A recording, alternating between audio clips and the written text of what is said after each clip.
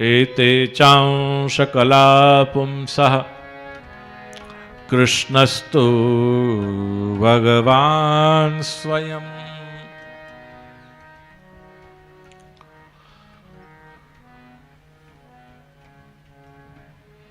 જ્યારે જ્યારે પણ ધરતી ઉપર કે દેવતાઓને કે વેદ ઉપર કે ગાય માતા ઉપર આપત્તિ આવે ત્યારે ભગવાન વિધ સ્વરૂપ ધારણ કરી અને ભગવાને ધર્મના રક્ષણ માટે થઈ અને ભગવાને અવતરણ કર્યું છે.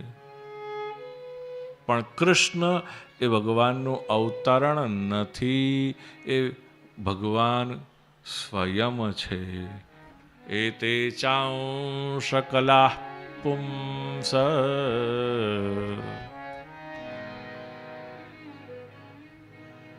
એમાંથી બધા આવેલા છે એટલે અવતાર.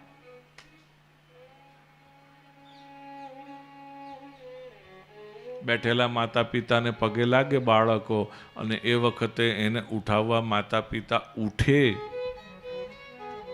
અને એને ગળે લગાવે, એને આશીર્વાદ આપે, તો એ માતા પિતાનું પુત્રને માટે, પોતાના સંતાનને માટે અવતરણ થયું કહેવાય.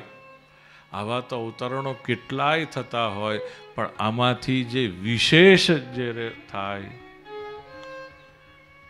ત્યારે એને અવતાર કહે છે. અહીંયા ભગવાને અવતારો ગ્રહણ કર્યા છે અને ઇન્દ્રના અરી એટલે કે શત્રુઓ એનો નાશ કર્યો છે.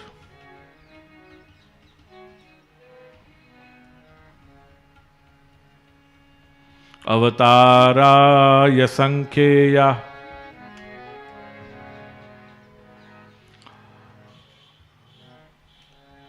કહે છે કે આ બધું તો ઠીક છે, જીવે કેવલ એક જ વસ્તુની જીજીવિષા કરવી જોઈએ અને એ છે પરમ તત્વની. કયું પરમ તત્વ છે? જીવસ્ય તત્વ જિજ્ઞાસા તત્વ જિજ્ઞાસુનાત્મનઃ વદન્તિ તત્વવિદસ્તત્વં યદ્જ્ઞાનમદ્વયં બ્રહ્મેતિ પરમાત્મેતિ ભગવાન ઇતિ શબ્દ્યતે. પરમ તત્વ એક જ છે, પણ એને બધા જુદા જુદા નામથી ઓળખે છે. કોઈ બ્રહ્મના નામથી, કોઈ એને ભગવાનના નામથી, તો કોઈ પરમાત્માના નામથી ઓળખે છે. જે લોકો યોગના માર્ગે ચાલે છે એ લોકો એને બ્રહ્મના નામે ઓળખે છે. કોઈ ભક્તિના માર્ગે ચાલે છે તો એને કોઈ ભગવાનના નામે ઓળખે છે. તો કોઈ તત્વચિંતાના માર્ગ પર ચાલે છે એ લોકો એને પરમાત્મા તરીકે ઓળખે છે. પરમ તત્વ તો એક જ છે, પણ એ પરમ તત્વને જાણવાની જિજ્ઞાસા જીવ દ્વારા સતત થવી જોઈએ.